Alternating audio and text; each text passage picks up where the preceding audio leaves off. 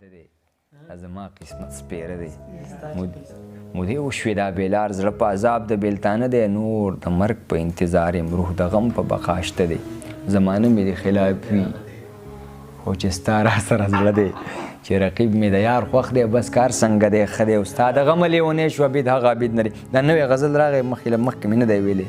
خبر عامه و د مینې د اظهار دلته خو چا په چا نه که اوسې به اعتبار دلته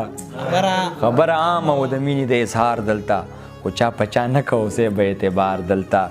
اړینه ده چې جهالت ته خاموشي اختیار شي بس اړو مه لره د چا په کار کې کار دلته اړینه ده چې جهالت ته خاموشي اختیار شي بس هړو مه لره د چا په کار کې کار دلته په دغه لاره چې تېرېږم نو وبوږنېږم ما هم بلا کړی و چاته انتظار دلته په دغه لاره چې تېرېږم نو وبوږنېږم په خدای اعتبار وکړه حقیقت دی داسې دمخه په دغه لاره چې تېرېږم نو وبوږنېږم ما هم بلا کړی و چاته انتظار دلته او د همدردۍ په بنیاد هر چا سره مینه وکړه خو بیخي ما اخله د چا د زړه ازار دلته د همدردۍ په بنیاد هر چا سره مینه وکړه خو بیخي ما اخله د چا د زړه ازار دلته او زه هم د مینې د خاطره ملنګي کومه خبرې مه کوه لکه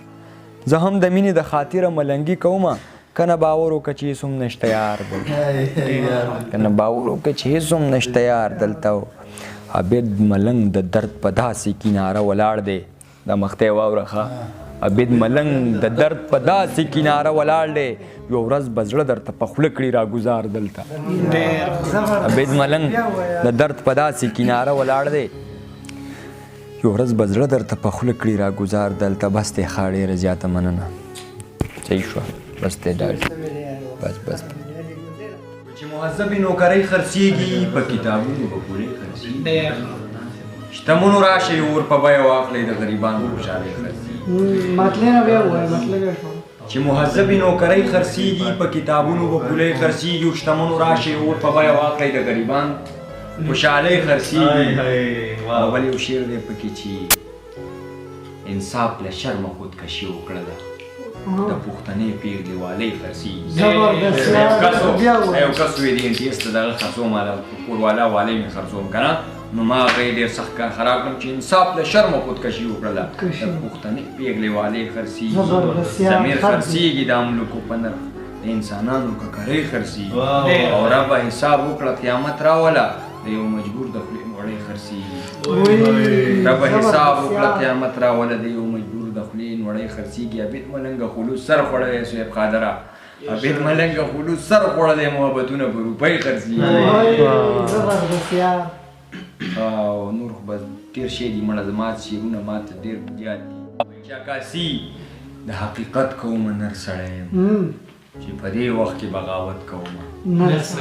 نر سړی یم ما د پرست دور دی څومره ځانځاني د صیبه زه تذکرې د محبت کومه عبید ملنګه شاعري کومه درس تایمه تصویر کشي د خپل قسمت کومه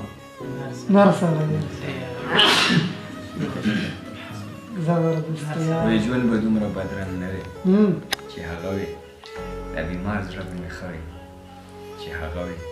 نه به داسې د ارمان په سري ژوند وی نه به درد د بېلتانه وی چې هغه وی باچا خان بابا مې ځکه زړه کې اوسي پښتانه به پښتانه وي باچا خان بابا مې ځکه زړه کې اوسي پښتانه به پښتانه وی چې هغه وی خیر د رنګ رنګ اندېښنو سره دې مخ وی نه د خوله وچېږي هر ارمان مې دې په زړه وی چې هغه وی او ما ولې داسې شل زې زړه بایللو نو به دو په دو میشته وی چې هغه وی او بیا وی چې زه نه به زه عبید ملنګ دومره خراب وی او نه به ژوند دومره سپېره وی چې هغه وی ما یو غزل لیکلی نظم دی چا نه دی اورېدلی نظم ووایه نظم به هم ووایو نظم خو دا شعر دا ما چېرته نه دی وړی دا غزل او دا مې ډېر په ډار باندې چې وویم چې اجازه ارمانه چې تا پسې ړنګ عبید بیخي خراب دی تا پسې ړنګ عبید بیخي خراب دی د ژوند د تن عبید بیخي خراب دی اوس بیخي هغه شوخ و شنګ نه لري لونګ عبید بیخي خراب دی اوس بیخي هغه شوخ و شنګ نه لري لونګ عبید بیخي خراب دی ستا د ګلابو معطرې ځوانۍ غواړي قلنګ عبید بیخي خراب